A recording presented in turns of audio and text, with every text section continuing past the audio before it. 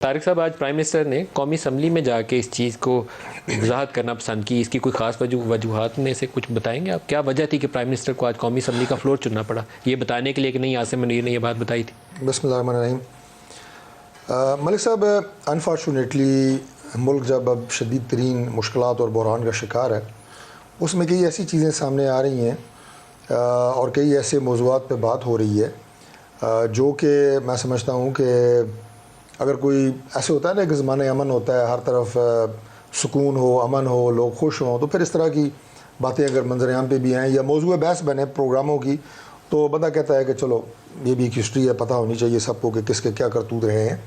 لیکن اب مشکل حالات میں بھی یہ باتیں اگر ڈسکس ہو رہی ہیں تو فیکٹ ہے. پرائم منسٹر نے چونکہ یہ ایک ایسے حقائق ہیں جن سے قوم کو آگاہ ہونا چاہیے، تو اس لیے انہوں نے آج یہ بات جو ہے یہ قوم کے سامنے رکھی ہے اور بڑی تفصیل سے رکھی ہے،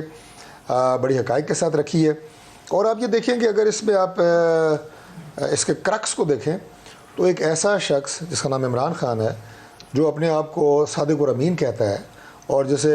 جعلی اور بوگس طریقے سے صادق اور امین کا ایک سرٹیفکیٹ سپریم کورٹ کے ایک متنازع چیف جسٹس سے دلوایا گیا ہے، اس صادق اور امین کی آپ کرتوت دیکھیں کہ یعنی گھر میں کرپشن ہو رہی ہے،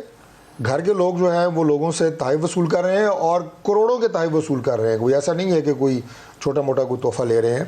اور جب اس کی خبر اسے ہوتی ہے، کوئی بھی شخص، یہ میں بڑے خلوص سے یہ بات کہہ رہا ہوں ملک صاحب، کہ کوئی بھی شخص، پرائم منسٹر تو بہت بڑی بات ہوتی ہے، اسے یہ بتاؤ کہ میرے گھر میں اس طرح کی نقب لگائی جا رہی ہے، خود وہ اس کا حصہ اگر نہیں ہے یا ہے جو بھی،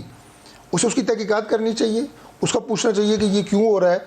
وہ کرنے کی بجائے جس شخص نے آپ کو خبر دی ہے، آپ اس کو سیک کرنے کے پیچھے پڑ گئے، اس کو تبدیل کرنے کے پیچھے پڑ گئے. یہ بہت بڑا، اس لیے وزیر اعظم نے بات کی ہے کہ یہ قوم کے لیے بہت بڑا ایک پیغام ہے کہ اب کیوں آپ نے آنکھیں بند کی ہوئی ہیں، کیوں آپ ایک ایسے شخص کی اندھی تقلید میں پڑے ہوئے ہیں کہ جو مطلب اخلاقی طور پہ تو میں بات نہیں کروں گا، چھوڑیں، وہ تو سب کو پتہ ہی ہے، لیکن پرفارمنس دیکھیں وہ زیرو. اپنے آپ کو جو عمران خان صاحب نے پورا ایک اپنا جو پریزنٹ کیا ہوا ہے، اپنا ایک اسٹیچر، وہ جناب میں بہت آنیسٹ ہوں، میں بہت ایماندار ہوں، میں بہت سمپل ہوں. اس کی جو اصل حقیقت ہے وہ آپ کو صرف اس ایک واقعے میں نظر آتی ہے کہ جو شخص آپ کو رپورٹ کر رہا ہے، آپ چاہ رہے ہیں وہ تبدیل ہو جائے. جو میرے گھر میں معاملات چل رہے ہیں، پیسہ آ رہا ہے، تحفے آ رہے ہیں، وہ بارگیننگ کے ذریعے آ رہے ہیں. اور آپ دیکھیں کہ میں اس کو تھوڑا سا لنک کر لیں اب اس دوسرے واقعے کے ساتھ جو آپ نے 9 مئی کا ذکر کیا. میں یہ کہوں گا اپنا ملک صاحب کہ 9 مئی جو ہے نا، یہ پاکستان کے لیے 9/11 ہے. اس کو اس تناظر میں نہ دیکھیں. اور آج فیصلہ کرنا پڑے گا قومی سلامتی کے اداروں کو، بالکل وہی فیصلہ ہمارے ساتھ ہے یا ہمارے ساتھ نہیں ہے.